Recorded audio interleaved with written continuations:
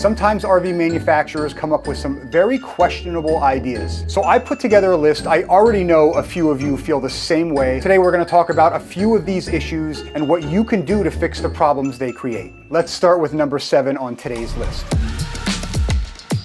The design of the rain gutter you see on the majority of travel trailers and fifth wheels. There's a few issues with this design, but let's start with the fact that in most cases, they section gutter pieces together instead of using one piece for the entire length of the RV. The seam on my trailer, which by the way is a short trailer to begin with, is only a few feet away from reaching the end of the roof. So what they do is glue or seal these pieces together, and that may hold water for a little while, but as you can see on mine, that sealant is eventually going to disintegrate and leak water down the side of the RV. Another issue is how they mount these gutters to the RV. In most cases, your roof membrane wraps over the edge and then goes against the RV and behind the drip rail frame, leaving an area that will need to be continuously sealed, or water will have a good chance of eventually working its way behind. So until someone comes up with a better design, there's really only so many things that we can do. When it comes to multi-piece gutters, you can just reseal the joints every time it's necessary. You can plastic weld the joints together if your gutters are plastic. And of course, the extreme would be to remove the gutter and replace it entirely with a one-piece gutter. But what I found to be pretty easy, and to be honest, pretty effective, is to just seal these joints together with a small piece of Eternabond. Clean out about 3 inches on each side of the seam, make sure it's dry, and then just press in a pre-cut piece of Eternabond. In regards to water working its way behind the gutter rail, you can obviously reseal that area every time it's needed. What I did a few years ago was wrap a piece of 2-inch Eternabond from the roof membrane over the gutter frame, so water from the roof goes into the gutter instead of behind the frame. All of these modifications are fine, but it is at an additional expense to you and I. Obviously, the time needed to do it. Look, I get it. I'm very realistic with this stuff. If it's raining, no gutter is going to stop everything on the side of the RV from getting wet. But we should have a system that takes the large amount of water from the RV roof, puts it directly into the gutter, and that gutter should deliver that water directly to the end spout. Additionally, I don't think that we should have to reseal or essentially repiece the gutters back together as normal maintenance. The next stupid idea is something I've seen manufacturers actually start to remove from RVs, and that is the freshwater tank gravity fill.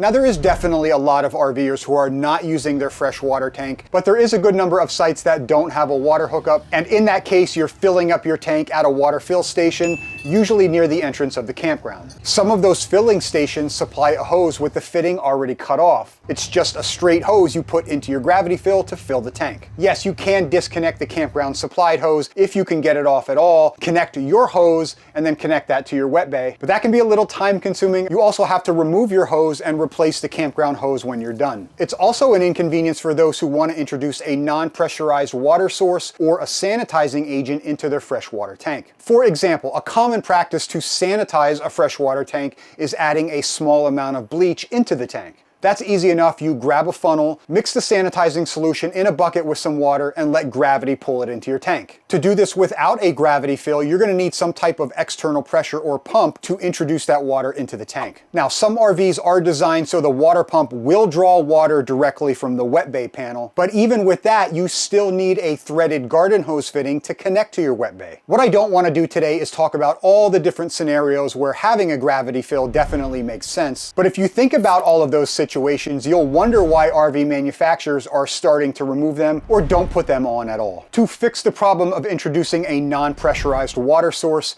you can buy something like a drill pump. It connects to a standard drill and pumps water from a non-pressurized source like a bucket. In regards to converting a cutoff hose to a threaded hose, the easiest way to do this is to buy what's called a water bandit. This is just a rubber sleeve that slides over the end of a cut hose, tighten down the clamp, and it provides a male garden hose thread on the other side. I think RV manufacturers need to install fresh tank gravity fills. There's a lot of us who use them.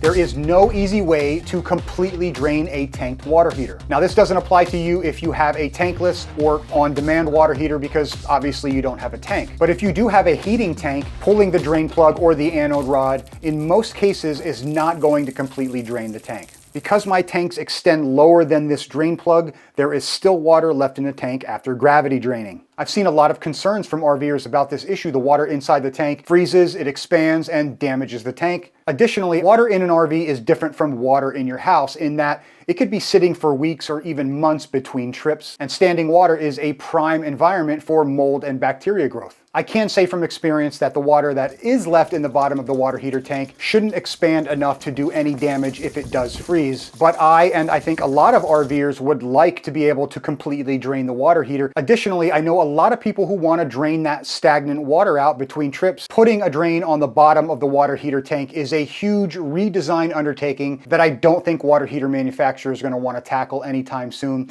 But I did come up with something. Now I'm still finalizing the design. This is only a prototype, but this is a reducer fitting that will connect to a shop vac or wet vac hose. I added 18 inches of hose that will easily get you to the back of any 6, 10, or 12-gallon water heater tank. I also built in a vent valve that I can manually adjust so I don't deadhead my shop vac. So this will give me the ability to completely drain my water heater tank, but more importantly, I can get out the dirt, debris, and any calcium that you can't normally get out with regular rinsing because the drain is higher than the bottom of the tank. So it's a little peace of mind when winterizing, and it's cleaner water in the water heater when we're using the RV. Once I have the design finalized, I'm going to make a video showing how well this thing works. And I'll put links down below if you want to pick one up for your water heater. In RVs, there's a lot of different models of what people call a wet bay, or it's also called a water connection panel. This is what we call a simple panel. Water comes in, there's one valve, it sends water to either the freshwater tank or out to the pressurized plumbing lines. If you want to introduce antifreeze through the water pump when you're winterizing, you have to access the valve at the water pump. If you want to bypass the water heater, you have to turn the valves on the back of the water heater. A complex panel, most commonly known as a Nautilus panel, will give you the ability to do all of those things right there at the panel. It sounds convenient, right? You don't have to walk around the RV, you can do everything you need to directly at the complex panel.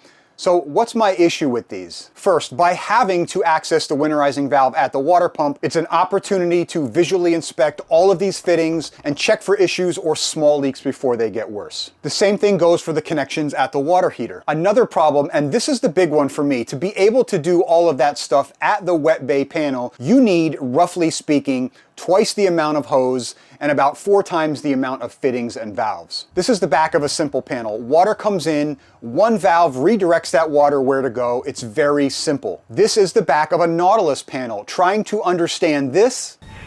Good luck.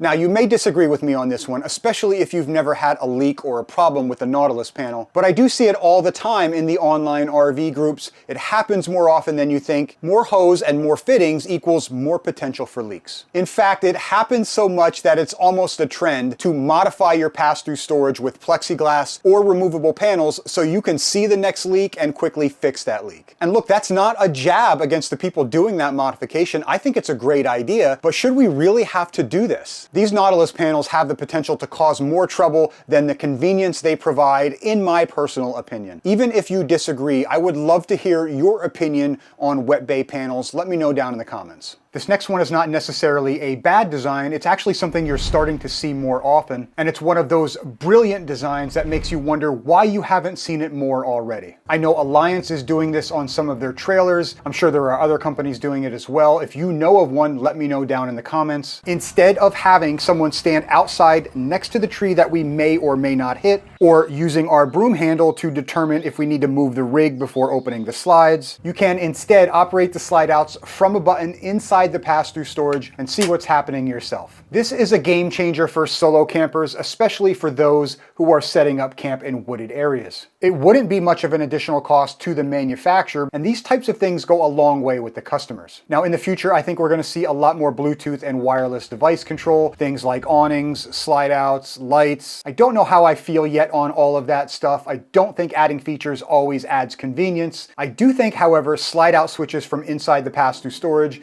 is an awesome idea, and I would love to see more manufacturers doing this.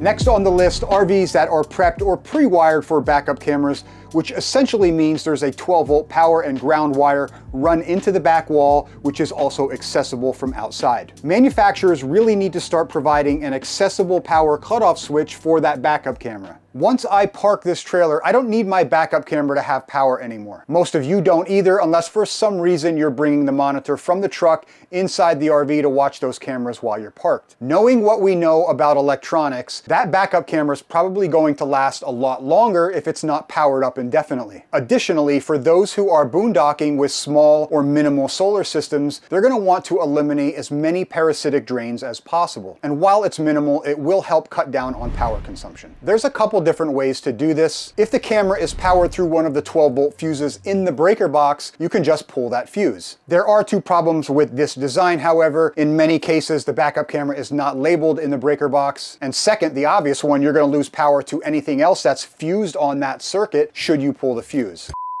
Manufacturers could just wire in something as simple as an on-off toggle switch. A perfect place for this would be on the interior control panel. The only problem with this method is some folks are going to forget to turn it on when they need it, but it's still a better option. The best option, in my opinion, and some RV manufacturers are actually doing this already, is to just wire the backup camera off the running lights of the RV. The lights are usually only ever on when you're towing, so therefore the camera will only ever be powered up while you're towing. Personally, I never tow without all my lights on. I think it's a safe practice to get in the habit of, and it would force people to turn their lights on while towing if they want to use their backup camera as a rear observation camera while driving. I also think it's the most realistic and practical design that RV manufacturers can start implementing today. However, currently a lot of RV backup cameras are constantly getting juice, and my travel trailer is an example of one.